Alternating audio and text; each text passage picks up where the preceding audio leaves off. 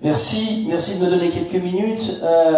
Olivier, qui a fixé tout ça de manière très rationnelle, m'a dit écoute, tu te reviendras, non pas de parler de ton expérience à Orange, même si évidemment elle est riche d'enseignements, mais on vit beaucoup de choses en commun, mais plutôt d'essayer de prendre du recul par rapport à la chance que tu as eue il y a maintenant un peu plus de 3 ans et demi, de porter un rapport qui, pour la première fois dans notre pays, et je m'étais beaucoup battu pour ça, pour tout vous dire, j'avais suscité l'étude du rapport, elle n'était pas arrivée sur ma table comme ça, consistait à dire, si on croisait les enjeux évidemment de la vie au travail, la transformation numérique, et dans un pays où, à juste titre, l'emploi monopolise la quasi-totalité de l'échange, du dialogue entre les partenaires sociaux, en tout cas au niveau national, il me semblait urgent, moi qui ai des cheveux blancs et qui ai vécu l'impact, enfin, en tout cas des lois Auroux, etc., il me semblait urgent qu'on se réapproprie ce thème du travail et de l'impact du numérique sur le travail. Et donc si ce rapport a eu un certain écho, c'est précisément parce que on demandait au premier employeur du numérique, qui est Orange, qui sortait de la plus grave crise sociale de son histoire, c'est aussi ça la réalité d'Orange quand on demande ce rapport, de faire travailler ensemble, à l'époque où la ministre du Travail s'appelait Madame El Khomri, les partenaires sociaux du MEDEF jusqu'à la CGT, et de croiser le regard de ce monde-là avec évidemment les spécialistes et les experts du numérique. Et je vais vous dire que de toutes les expériences que j'ai pu conduire dans mes différentes jobs, c'est sans doute une des plus riches parce que là où personne ne s'attendait à ce qu'on puisse conclure de manière en consensus sur un sujet comme le numérique au travail, dans la France de la loi El Khomri à l'époque, on a conclu de manière conclusive. Ce que je veux vous rappeler, soit je prends un peu de marche arrière, et c'est un peu le rôle, si on prend un peu de recul par rapport à toutes ces expériences que vous avez décrites, l'idée, elle est de dire qu'est-ce qui fait qu'il y a 3 ans et demi, on a conclu de manière numérique. Et on l'oublie toujours, mais le numérique n'arrive pas sur des entreprises qui étaient en parfait état de marche. Et si la CGT au MEDEF, on avait conclu ensemble, c'est qu'on dit finalement le numérique, avec le regard, on va dire, de l'ancien monde, c'est aussi une formidable opportunité pour repenser nos entreprises tayloriennes, cloisonnées, hiérarchisées, des managers à bout de souffle. C'est pas le numérique qui les a mis à bout de souffle. Ils étaient déjà, il y a 4 ans, à bout de souffle, ceux à qui on ajoutait des tâches de contrôle, de reporting, à la nécessité d'animer, puis en même temps ils avaient encore leur fonction d'expertise, je passe les détails. Donc quelles que soient les problématiques qu'on a, le numérique est arrivé sur un modèle télérien d'entreprise et d'organisation du travail à bout de souffle. Alors je fais un grand saut, et donc là-dessus, ça permettait de dégager des consensus sur le thème, si c'est une occasion, une opportunité de repenser nos vieilles organisations, nos modes de fonctionnement peu coopératifs et hiérarchiques, saisissons cette opportunité-là. C'était ça il y a 3 ans et demi et qui a permis au rapport, encore une fois, d'avancer sur toute une série de propositions. Je fais un grand zapping, j'arrive à aujourd'hui. Je me suis plutôt occupé d'Afrique, vous l'avez compris, c'est dans 3-4 ans. Soit dit en passant, passionnant sur l'impact du numérique sur un continent comme l'Afrique. La conviction profonde, c'est que l'Afrique va encore accélérer dans son développement et va rattraper beaucoup de ses retards grâce au numérique, pour peu que le mindset des bailleurs de fonds et des dirigeants change. Mais Olivier, ma chapitre, m'a dit, c'est pas le sujet du jour, donc t'es prié de revenir à la France, donc j'essaie d'être dans la ligne qui m'a conduite. Et qu'est-ce que j'ai envie de vous dire, c'est de partager avec vous, pour vous faire réagir, ce matin, je suis un peu en décalage, je suis rentré d'Abidjan ce matin, mais qu'est-ce que j'ai envie de partager avec vous, les premiers ressentis. Encore une fois, quand on se réinvestit, à travers la création de Topics, que j'ai décidé de créer avec un groupe d'amis ici présents pour relancer cette réflexion sur la transformation numérique interne des entreprises notamment. Qu'est-ce que j'ai envie de partager avec vous sur les premiers regards quand on réinvestit notre scène nationale aujourd'hui. Il y a une chose qui me frappe, c'est qu'on a formidablement avancé dans ce que j'appelle les nouvelles modalités de fonctionnement, en tout cas dans les grandes et moyennes entreprises. J'ai toujours cette inquiétude issue des artisans et des PME, qui vivent chez les plus gros l'impact du numérique, les plans en 3D, etc., mais qui, eux, n'ont même pas le temps de dégager la journée et demie pour se former à la 3D parce qu'ils ont 2 compagnons et le temps. Mais globalement, dans les grandes et moyennes entreprises, convenons qu'on a multiplié, et ça a été rappelé, vous avez donné les enjeux de fonctionnement plus numérique, et j'allais dire avec des vrais succès, des vraies avancées par rapport à 3 ans et demi. Au passage, by the way, toujours prendre du recul par rapport aux experts. Quand j'ai fait le rapport, les experts me disaient, le sujet c'est le big data, c'est l'analytics. Franchement, l'intelligence artificielle, ça viendra plus tard, mais vous avez le temps. Le vrai sujet, non. L'intelligence artificielle est arrivée beaucoup plus vite dans ses impacts, dans la vie des entreprises, dans la relation client, que ce qu'on prédisait il y a 3 ans et demi, les experts du numérique. Je le dis parce que derrière cette idée d'innovation continue, d'accélération continue du rythme, il y a quand même des réalités évidemment qui s'imposent. Donc le premier élément, le fonctionnement a beaucoup changé, et c'est vrai, le vrai sujet, les vraies tensions qu'on a aujourd'hui, c'est que l'organisation du travail, elle, n'a pratiquement pas bougé dans nos grandes ou moyennes entreprises.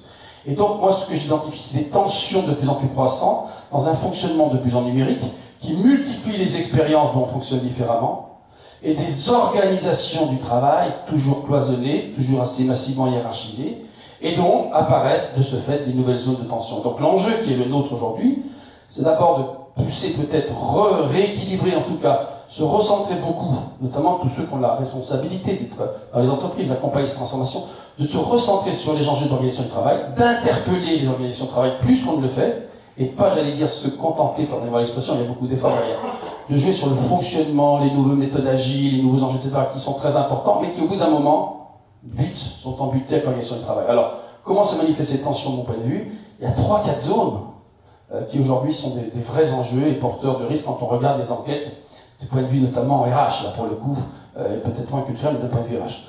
La première zone de tension, évidemment, c'est le management. C'était déjà le cas il y a 4 ans, ne trichons pas. Mais c'est vrai que le manager à qui on a annoncé la bonne nouvelle, ça a été dit en introduction par Olivier. Bonne nouvelle, vous êtes nettement plus nombreux, nettement moins nombreux, vous aurez encore moins de budget, vous serez en mode projet, etc. Le management, j'allais dire, est sans doute aujourd'hui, qui n'a pas forcément été embarqué dans les nouveaux modes de fonctionnement, le management est plus que jamais, parce que c'était déjà le cas encore une fois il y a 4 ans, cette source de tension dans les entreprises, cette source d'interrogation. Et quand je rencontre pour Topix les dirigeants des grands groupes qui me demandent de les accompagner dans cette réflexion sur la transformation numérique interne, de faire des bilans, des diagnostics, en haute pile ressort comment j'embarque mes managers à qui je dois expliquer qu'ils seront sans doute 2 ou 3 fois moins nombreux dans quelques années, qu'en plus ils doivent être différents, et comment je ramène certains d'entre eux vers l'expertise, par exemple, alors que ces dernières années, pendant 10 ou 15 ans, on a consacré uniquement l'accès au management comme mode de promotion de progrès dans l'entreprise. Donc, premier sujet toujours aussi aigu, le management. Le deuxième sujet de tension, j'aime bien prendre c'est tout ce qui se passe du côté de l'IT et de l'informatique. Ça vient en numéro 4 ici. Mais là, c'est l'expression par les responsables de l'entreprise des points de blocage dans la transformation numérique.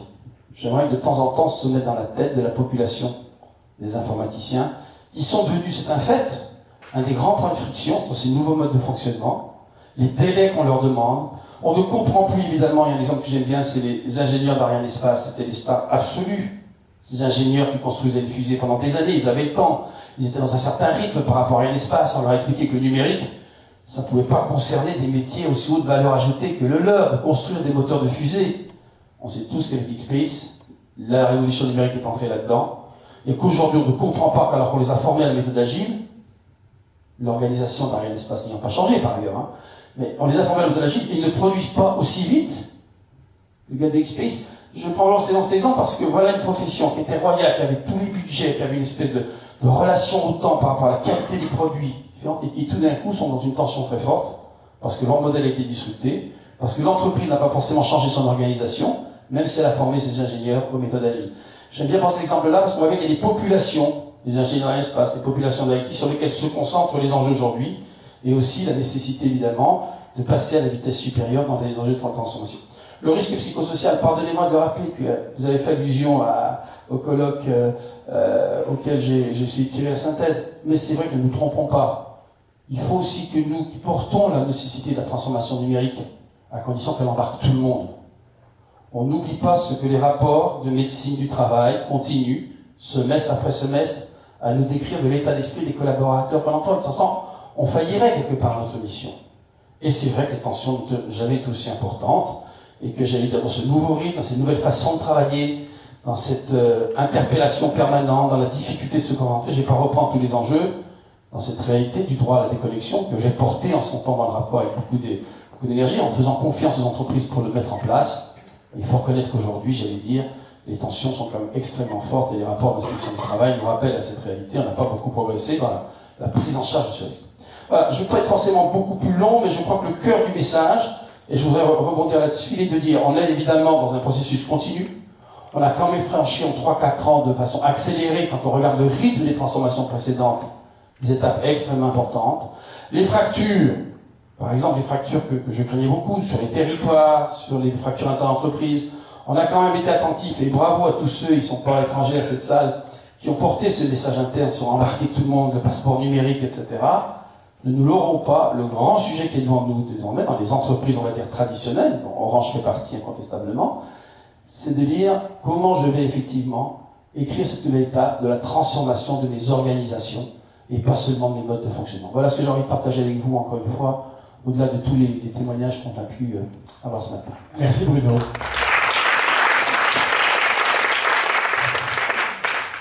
On peut prendre quelques questions. Elles ne sont pas obligatoires, on n'est pas obligé de poser des questions spontanément. Juste, moi je vous raconte un truc. On a déménagé avec Europe 1. Vous savez qu'Europe 1 a des mauvaises audiences, ne tweetez pas, tout le monde le sait, enfin bon voilà. On a des mauvaises audiences, donc on était en crise de confiance, etc. Et on a déménagé. Et il s'est passé dans le déménagement des choses qui donnent des clés aussi sur la réinvention de ce qu'on doit être, quoi, avec ou sans numérique, parce que finalement c'est comment survivent les organisations, comment elles se réinventent. C'est ça le sujet, si j'ai compris ce que tu racontais tout à l'heure. En fait, on est arrivé dans les nouveaux locaux, on a eu le sentiment qu'il y avait une page blanche qui était écrite, que les locaux avaient été faits pour nous, qu'on nous attendait, donc il y avait de la reconnaissance potentielle, et que comme on a un métier technique, puisqu'il s'agit d'émettre, on avait du matériel qui marchait.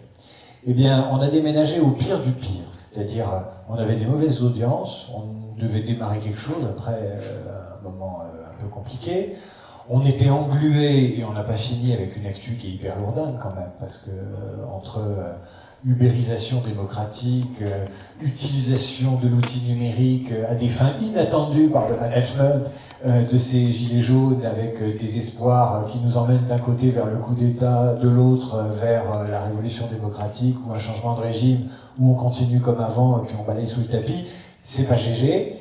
Eh bien, je dois dire que ce changement-là, qui consistait à abandonner une adresse pour aller dans une autre, nous a fait du bien, ce qui veut dire que rien n'est perdu. Et que même des maisons anciennes qui n'avaient pas des super bons résultats, qui sont dans le doute, qui manient une matière première un peu éruptive en ce moment, voilà quoi. C'est pas, rien n'est jamais complètement perdu. Est-ce que quelqu'un veut tenter quelque chose ?